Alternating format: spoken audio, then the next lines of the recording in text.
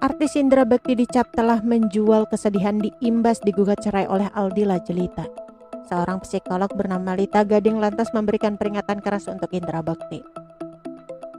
Pasalnya Indra Bekti dinilai telah mengumbar cerita sedih setelah digugat cerai Aldila Jelita. Ia mengkritik kelakuan Indra Bekti berdasarkan pemahamannya dalam psikologi. Lita Gading menyebut Indra Bekti seperti menjual kesedihan di balik kisah pilu digugat cerai Aldila Jelita. Sikap tersebut dilontarkan Lita Gading ketika melihat Indra Bekti yang jadi kerap muncul di layar kaca. Tak hanya itu, Indra Bekti bahkan menjadi bintang tamu yang berulang kali menceritakan tentang kepiluan hidupnya ini.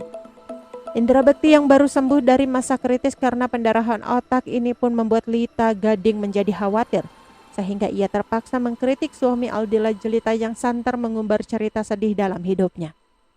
Kritik yang disampaikan Lita Gading berlandasan pemahaman terkait psikologi yang dipelajarinya.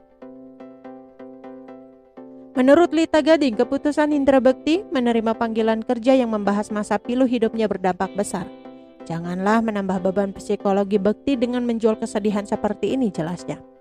Menurut Lita Gading, kondisi Indra Bekti juga belum pulih sepenuhnya. Dia masih belum pulih imbuhnya.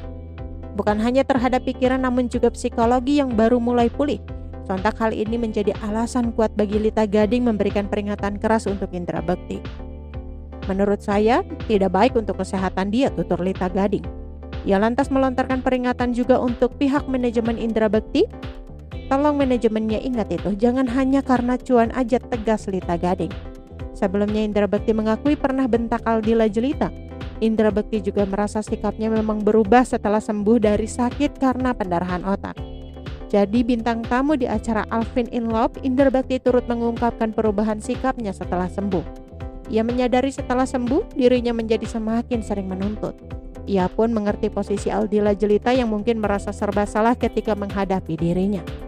Semakin merasa kasihan kepada Aldila Jelita membuat Indra Bekti memilih untuk mundur.